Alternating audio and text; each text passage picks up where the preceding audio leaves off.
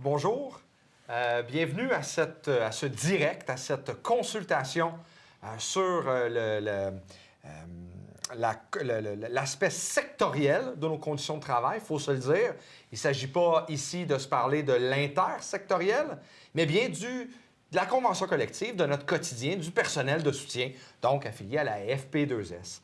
La FPSS, donc la Fédération du personnel de soutien scolaire. Alors, je suis accompagné de Julie Larochelle. Bonsoir. Bonsoir, qui est conseillère au syndicat de Champlain et qui va essayer de vous présenter donc le mieux possible cette consultation-là que vous aurez l'occasion de faire avec nous ce soir et de poser des questions. C'est l'aspect technologique du direct, du live Facebook qui nous permet de vous répondre donc en direct à vos questions. Donc, n'hésitez pas à le faire. En date d'aujourd'hui, il y a à peu près une centaine de questionnaires qui ont été remplis, qui ont été autant de façon numérique que papier. D'ailleurs, vous pourrez remplir ça sur syndicatchamplain.com. Vous cliquez sur le lien et ça va vous permettre d'aller directement sur le questionnaire pour être en mesure de le faire avec nous ou un peu plus tard. Mais l'importance, bien sûr, ça va être d'être assidu et de le faire. C'est pas très long, mais bien sûr, on va tenter de répondre à vos petites questions avec vous. Donc, n'hésitez pas, bien sûr, comme je l'ai dit, à agir. Alors, je l'ai dit d'entrée de jeu, on est sur le sectoriel, on n'est pas sur les salaires, on n'est pas sur la retraite, on est vraiment sur la convention collective du personnel qui œuvre au quotidien. Alors, aujourd'hui, donc, on va travailler sur différents thèmes. Il y en a 5 blocs qui vont défiler à l'écran au fur et à mesure de la présentation.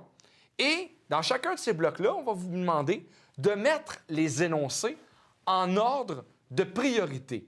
Il ne s'agit pas de mettre les 3-4 plus importants que vous trouvez, puis le reste, on va les mettre aux poubelles. Non, non, non, du tout. Il ne s'agit pas d'en discarter. Il s'agit de nous dire lesquels, selon vous, vous permettraient d'avoir de meilleures conditions de travail, lesquels vous interpellent le plus. C'est vraiment ce qu'on veut avoir aujourd'hui. Donc, comme j'ai dit, il ne s'agit pas de les mettre de côté.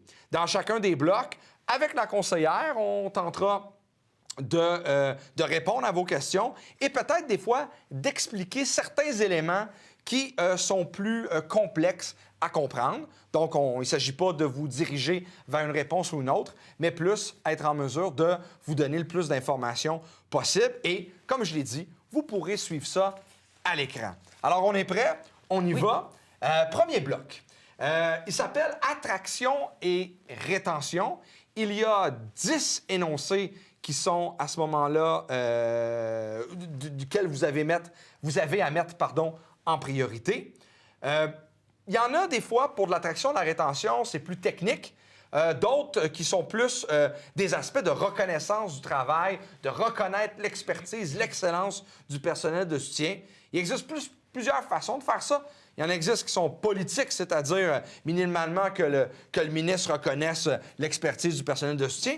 Mais dans le contrat de travail, plus particulièrement, il y a des éléments et vous les retrouvez dans le bloc de 10 énoncés. Et bien sûr, ça va au-delà du salaire. Donc, il y a 2 éléments sur quoi on aimerait ça attirer votre attention. Premièrement, il y en a un où on écrit là « Assurer le maintien et l'affichage immédiat des postes du secteur général qui sont vacants ». Qu'est-ce que ça veut dire plus concrètement, là, cet énoncé-là? Bien, en fait, l'énoncé, c'est que la Convention prévoit pour le secteur général 3 affichages dans l'année, donc en novembre, en février et en juillet. Donc, les postes qui sont libérés entre ces moments-là sont comblés temporairement. Donc, l'énoncé veut que les affichages se fassent au fur et à mesure plutôt que ce soit à 3 moments différents. Il faut dire qu'à la Commission scolaire des Patriotes, nous, c'est comme ça que la Commission scolaire fonctionne déjà. Elle les affiche au fur et à mesure, là, les postes qui sont à combler pour pouvoir mieux répondre aux besoins dans les milieux plutôt que de combler temporairement et de reformer quelqu'un d'autre suite aux affichages. Donc, on comprend que la partie patronale, donc l'employeur, pourrait suivre la convention collective. Il ne le fait pas du côté de la Commission scolaire des Patriotes. Mais ailleurs au Québec, ça ne veut pas dire que c'est comme ça qui fonctionne là, dans les autres commissions scolaires, effectivement, là, au Québec. OK. Donc ça, c'est un énoncé, donc on vient de l'expliquer. Oui. Et il y en a plusieurs autres. Il y en a un autre où on parle de remplacer la structure des congés. Ça, c'est quoi au juste? Qu'est-ce que ça viendrait modifier? Qu'est-ce que ça veut dire? Bien, en fait, on a une banque de journées de maladie, une banque de congés spéciaux pour des forces majeures, etc. Donc, ce que ça vient dire, c'est qu'on regrouperait toutes ces banques-là dans une seule banque et peu importe le congé, les absences vont être que le congé soit en force majeure, rendez-vous spécialiste, en maladie, obligation familiale, ce serait tous dans une seule et même banque plutôt que d'avoir différentes banques et d'avoir à justifier chaque absence selon la banque à utiliser. Donc, on vient de vous expliquer donc 2 énoncés sur les 10 qui sont là. Il y en a d'autres. Il y en a 8 autres parce qu'il y en a 10 en tout. Mais allez-y au meilleur de votre intérêt, au meilleur de votre compréhension. Bien sûr, n'hésitez pas à nous poser des questions si vous avez quelques petits éléments qui vous chicotent. Mais dans le fond, ce qu'on veut, c'est être en mesure de vous dire de 1 à 10, 1 bien sûr étant ce que vous jugez le plus important, qu'est-ce qui, dans ces 10 énoncés-là, qu'est-ce que vous pensez qui pourrait faire un réel changement pour vous et qui vient vraiment vous interpeller quand vient le temps de parler d'attraction et de rétention pour le personnel de soutien scolaire. Alors, c'était donc le premier bloc. On continue, déjà. On y va avec la valorisation du personnel. On sait que c'est un enjeu majeur. Encore une fois, on aimerait ça être en mesure d'avoir des employeurs, un gouvernement, un ministère qui valorise notre travail, la reconnaissance par nos collègues, par les parents, par la population. C'est une chose. Mais là, dans le contrat de travail, on vient chercher des éléments qui permettraient de valoriser le personnel, de reconnaître l'expertise du personnel, expertise hautement importante au quotidien. Il y a un de ces énoncés-là, j'ai dit 10 énoncés, un de ces énoncés-là, intégrer les heures ajoutées à même les postes au secteur des services directs aux élèves avec la reconnaissance des droits et bénéfices afférents. C'est quoi cette phrase-là, très technique, là? Ça signifie quoi pour les collègues du soutien? Bien, je vais y aller par un exemple, ça va être plus facile à comprendre. Donc, exemple, il y a une préposée aux élèves handicapés qui a un 20 heures semaine. Donc, suite à l'entrée des élèves, il y a un nouveau besoin qui se présente, exemple de 5 heures par semaine. Normalement, présentement, plutôt, ce qui se passe, c'est que la commission scolaire crée un poste nouvellement créé et ça fait 2 postes pour la préposée aux élèves handicapés. Donc, nous, ce qu'on demande avec cet énoncé-là, c'est d'ajouter le 5 heures à son 20 heures pour que la préposée ait un 25 heures par semaine et que les droits et avantages, donc banque de maladie, vacances, se calculent sur le 25 heures et pas juste sur le 20 heures. On vient bonifier la tâche et la reconnaître en tant que telle. Effectivement. OK. Alors ça, c'est un des éléments. On a pris le temps de vous l'expliquer parce qu'au niveau du vocabulaire, au niveau de l'énoncé, c'était plus ou moins clair. Vous avez eu l'information que Julie nous a si bien décrite. Maintenant, bien, vous avez 9 autres énoncés. Il y en a plusieurs qui sont assez simples au niveau de la compréhension. Encore une fois, je vous invite à nous poser des questions si pour vous, elles sont un petit peu moins simples. Mais on pense quand même qu'il y a des éléments là-dedans qui vont de soi. Vous me direz. Mais sinon, n'hésitez pas, donc, comme j'ai dit, mais vous les mettez en ordre de priorité de 1 à 10. Toujours 1 étant celle qui vous rejoint le plus, celle que vous aimeriez qui figure dans le haut de nos demandes, sans discarter les autres pour autant. Donc, voilà pour le deuxième thème, soit le thème de la valorisation du personnel. J'ai une question ici qui m'arrive directement. Établir un plancher de poste à 35 heures, est-ce que ça concerne seulement les concierges ou ça concerne aussi d'autres corps d'emploi? Bien, effectivement, que ça concerne aussi les autres corps d'emploi. Okay. Exemple, les techniciens en éducation spécialisée, ça peut être les techniciens en travaux pratiques aussi, les techniciens en loisirs. Tu sais, une grosse école secondaire de presque 1000 élèves, bien, il va y avoir un technicien en loisirs. Il n'y a pas de plancher d'emploi pour dire, exemple, bien, à chaque 200 élèves, il y a tant d'heures soit d'éducation spécialisée ou techniciens en travaux pratiques, etc. Donc, ça peut aussi s'appliquer pour les autres classes d'emploi, pas juste pour la conciergerie. Donc, ça pourrait être un autre énoncé là, qui pourrait être intéressant pour certaines personnes. Donc, on vous invite à prendre le temps de dire est-ce que c'est l'énoncé, un des énoncés que Julie nous a présenté? Est-ce que c'est un autre des énoncés qu'on retrouve dans le bloc? Alors, je vous invite là, à les mettre. Ça demande un petit travail, puisqu'il y en a quand même 10, il y en a plusieurs. Ça demande de prendre le temps. Il ne s'agit pas, ce qu'on pourrait faire, la pire chose qu'on pourrait faire, c'est s'occuper des 4-5 premiers puis dire « Ah, les 5 autres sont pas graves ». Non, non, non. Lisez-les tous. Les énoncés, prenez le temps de vous poser la question lesquels feraient pour moi la plus grande différence et auraient un impact pour mon corps d'emploi, pour ce que je fais au quotidien. Et à ce moment-là, n'hésitez pas donc à remplir ce deuxième thème-là. Alors, merci. On continue.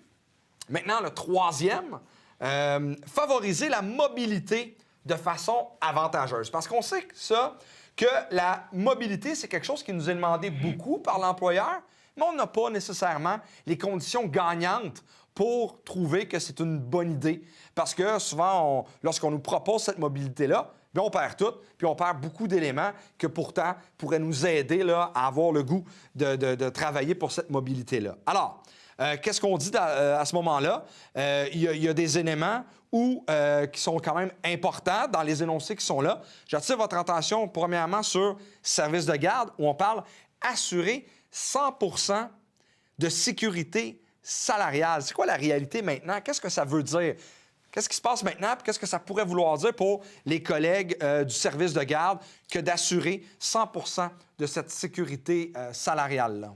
Bien, en fait, pour les postes en service de garde, exemple, une éducatrice en service de garde qui a un poste de 33 heures, si son poste est aboli et qu'à son tour de parole en séance d'affectation, il n'y a plus de poste de 33 heures ou plus, alors elle n'a pas le choix de prendre un poste avec moins d'heures. Sa protection salariale ne sera pas sur son 33 heures, mais sur 32h50.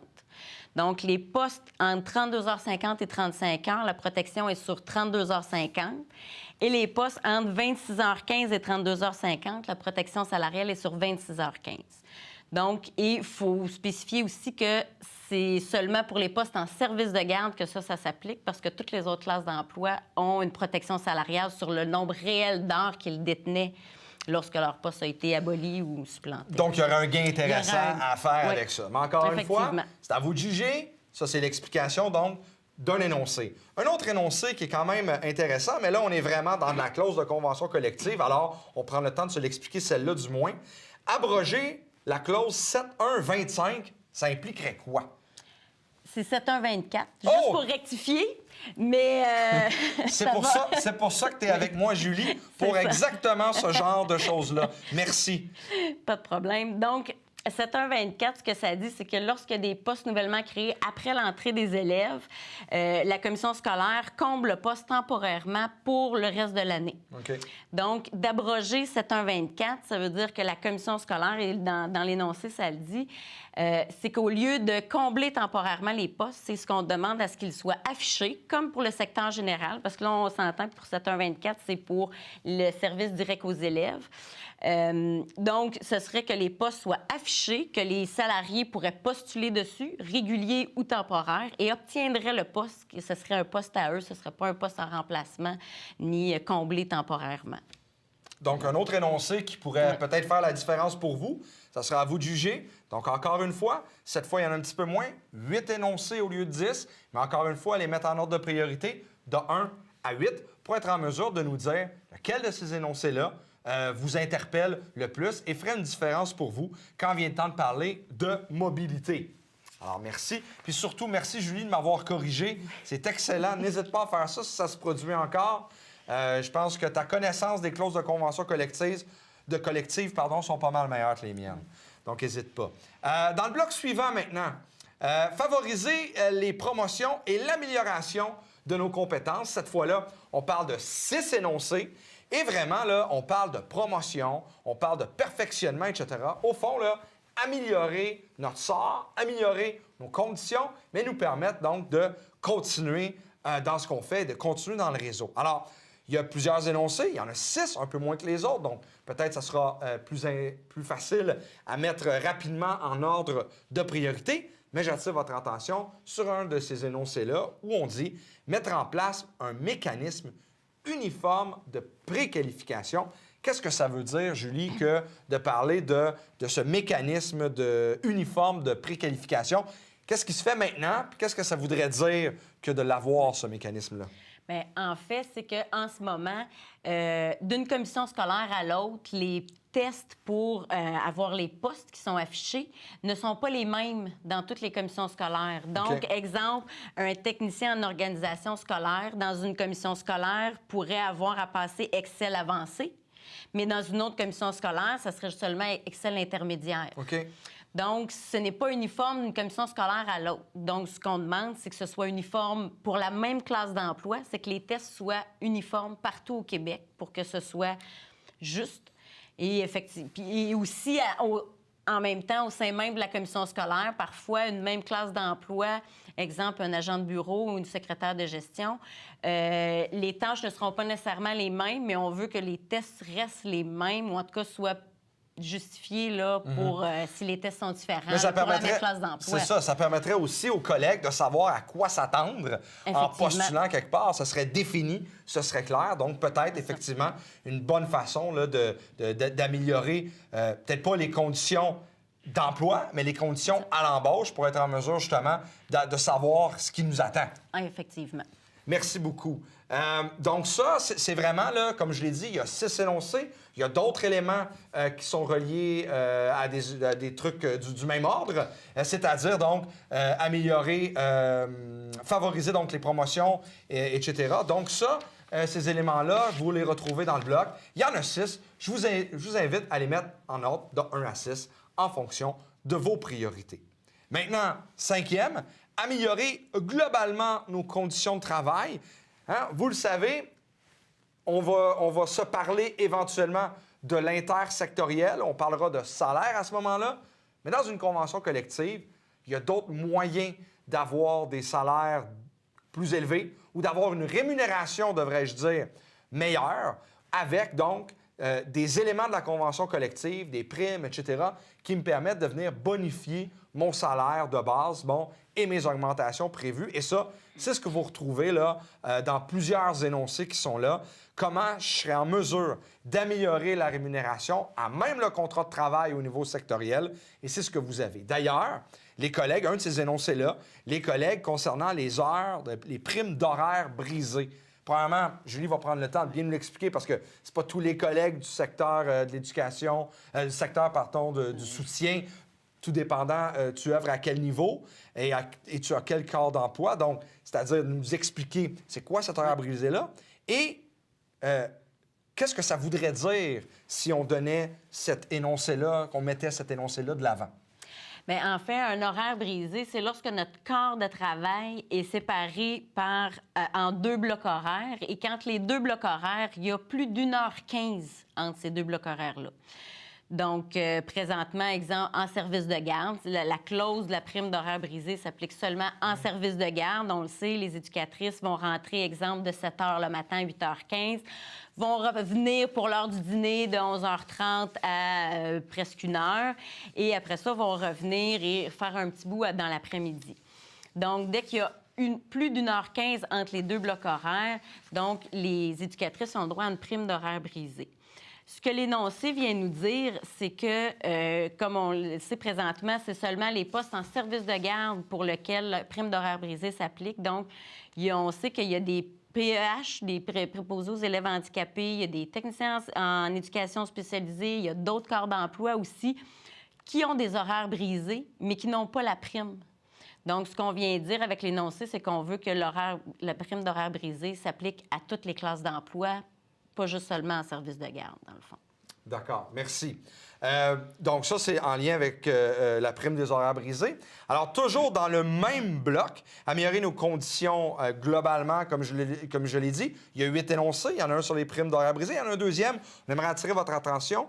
Prévoir la représentation du personnel de soutien au sein de tous les comités d'écoles et de commissions scolaires. Là, je vais te laisser en parler un peu, mais en même temps, on sait que c'est une demande que nos collègues... Hein, si tu reconnais ton travail, si tu reconnais ton expertise, tu veux que tu participes aux différents comités. Effectivement, puis souvent, le soutien est pas toujours représenté sur ces comités-là. Donc, particulièrement, le comité EHDA dans les écoles, il n'y a pas de personnel de soutien, donc adaptation scolaire, plus particulièrement, là, les TES, les PEH, qui ne sont pas sur les comités d'office. Ils peuvent être invités, mais sont rares ceux qui le sont. Donc, nous, ce qu'on demande, c'est d'être là d'office. On demande aussi à peut-être avoir un peu comme les enseignants, un comité de participation dans l'école pour pouvoir être consulté, être au courant de ce qui se passe plus et, par le fait même, avoir un représentant du soutien sur le comité de participation des enseignants et un enseignant sur le comité de participation soutien pour que les décisions d'un groupe, s'assurer que ça ne nuise pas sur le travail de l'autre groupe, donc, puis s'assurer une communication aussi entre les deux pour une meilleure coordination. Oui, puis comme syndicat multicatégoriel, c'est quelque chose qu'on aimerait parce que quand on se parle, on comprend nos problèmes puis ça nous permet de prendre des bonnes décisions. Il y a quelques questions qui rentrent, qui reviennent sur différents blocs. Il y en a, entre autres, concernant... Là, il y a deux questions en lien avec ça, là, sur le premier bloc où on parlait d'assurer, plutôt de remplacer la structure de congé. Hein, ça a suscité beaucoup de questions. Alors, il y en a qui nous disent, là, Nadia qui nous dit qu'ils n'ont plus accès aux journées de maladie pour les enfants, chose qu'ils avaient le droit avant. Et qu'est-ce que ça pourrait vouloir dire? Alors, justement, je pense que le but de cet énoncé-là, c'est d'être en mesure d'avoir puis je vais laisser Julie en parler davantage, ça va être de résorber toutes ces questions-là, à savoir, on la prend dans quelle, etc. Dans le fond, c'est ça que ça viendrait nous dire, là, quand on parle de structure de congé, là. Oui. Bien, effectivement, là, Nadia, je pense, ça fait référence aux obligations familiales qu'on pouvait prendre, dans le fond, dans les forces majeures. Avant, effectivement, lorsqu'on s'absentait pour notre enfant, c'était pris automatiquement dans la banque des forces majeures parce que c'est une obligation familiale. Maintenant, ce qui est fait, c'est qu'on doit justifier l'absence pour notre enfant, que ce soit par un spécialiste ou que ce soit une maladie grave ou hospitalisée, quelque chose comme ça. Donc, si notre enfant est malade, il y a de la fièvre, il y a la gastro, on ne peut plus utiliser ces journées d'obligation familiale-là, ce qui était le cas avant. Donc, la banque, dans le fond, ce qu'elle viendrait faire, c'est qu'on aurait pu justifier que mon enfant, soit pour un spécialiste ou que mon enfant ait le rhume, de la fièvre, mais je pourrais m'absenter ou que moi, je sois malade, je pourrais m'absenter à ce moment-là. Dans le fond, c'est de décloisonner puis de simplifier toutes les banques qu'on a, qui sont des fois avant, après, de toutes les mettre ensemble puis de dire, voici le nombre de jours qu'on a et il y aura peut-être des justifications, mais ce sera global. Moins de justification probablement à faire, puis plus facile, justement, de s'absenter pour les enfants et tout ça. Alors, ceux qui posent des questions dans le premier bloc, à savoir l'attraction, la rétention, est-ce que de travailler, d'avoir de meilleure gestion des congés, de meilleures journées où on peut s'absenter parce qu'il y a une réalité famille, travail, parce que réalité aidant naturel, parce qu'il y a toutes sortes de réalités maintenant qui nous amènent à nous questionner sur ce genre de choses-là. Alors, si ça, c'est une priorité pour vous, je pense que c'est clair que ça va être en priorité numéro 1, 2 ou 3. Je vous invite à le mettre en l'ordre. Il y a 10 énoncés dans le bloc de l'attraction et de la rétention, donc je vous invite à le faire. Une autre question de Lily Marlène qui nous demande pour les techniciennes en service de garde, à quand les primes pour les grosses écoles? Ça se fait pour les directions, pourquoi pas nous? C'est une bonne question, Lily Marlène. Effectivement, je suis tout à fait d'accord. Il y a pour les écoles, les services de garde, en fait, qui ont 200 élèves et plus, il y a une subvention supplémentaire pour que la technicienne puisse avoir de l'aide et tout ça. Mais effectivement, qu'il n'y a pas de prime. Donc, ça serait... il y a des commentaires à la fin du questionnaire, donc de le rajouter... c'est exactement ça, Julie. Ça. Fait que de le rajouter dans les commentaires à la fin, là, Lily Marlène, là, sur le sondage en ligne. Là, y a... Exactement. Alors ça, c'est à noter, c'est important. Oui. Alors, sur la version numérique, vous avez aussi une version, je ne l'ai peut-être pas dit au début, il y a une version papier aussi qui circule. Bien sûr, on préfère la version numérique parce que c'est plus simple, c'est directement et on reçoit les résultats plus rapidement, on est capable de comptabiliser le tout. Mais il y a quand même une version papier. Sur l'une ou l'autre des versions, bien, on vous invite à remplir l'espace des commentaires pour des suggestions comme Lily Marlène. Très intéressant, on parle ici de primes qui viendraient bonifier la rémunération. Oui. C'est intéressant. Maintenant, comment ça pourrait se traduire? Ça sera à négocier. Mais j'invite les collègues comme Lily, Marlène, qui ont des idées comme ça, d'autres, celles-là, peut-être les relier à un bloc, de dire, ben moi, dans le bloc numéro 1, taxation rétention, vous n'avez pas parlé de ça, ou dans l'autre, par exemple, celui-là, dans le bloc numéro 5, en lien avec les conditions globales, ben vous mettez-le dedans et n'hésitez pas donc à ajouter ces commentaires-là. Très intéressant. D'ailleurs, on arrive à la fin. On a expliqué, l'ensemble des blocs. Bien, écoutez, je vous invite. Oui, c'est clair, c'était le direct. Vous pouviez poser des questions. Sûr que les questions arrivent un petit peu plus tard. Lors de la réécoute, n'hésitez pas à poser vos questions. On les enverra aux bons endroits. On tentera de vous répondre le mieux possible. Et surtout, le plus important, dites à vos collègues, comme vous qui êtes en train d'écouter présentement, de remplir le questionnaire pour être en mesure d'en avoir le plus possible. C'est un message clair aussi qu'on envoie au gouvernement, aux négociateurs, de dire, écoutez, il y a quand même des centaines de personnes qui ont rempli un questionnaire de consultation. Donc, c'est déjà un aspect de mobilisation, puis un aspect de montrer l'importance que revêt nos conditions de travail, donc quand vient le temps de s'en parler comme ça. Alors, vous avez donc 5 blocs à remplir en ordre de priorité, certains de 1 à 10, de 1 à 8, de 1 à 6, tout dépendant du nombre d'énoncés. Je vous invite à le faire. J'invite à dire à vos collègues de le faire aussi, à poser des questions qu'on répondra au cours des prochaines heures aux besoins. N'hésitez pas à réécouter ça. Des gens qui se questionnent comment faire, comment le faire. C'est là pour ça. Et sur ça, ben, je remercie Julie d'avoir pris le temps d'être avec nous ce soir, de répondre aux questions. Oui. Et je vous invite de votre côté à nous suivre. Peut-être qu'on aura l'occasion de rediscuter de ça et d'autres choses, hein, d'autres consultations, d'autres points importants au cours des prochaines semaines, des prochains mois. Merci d'avoir pris le temps et à la prochaine.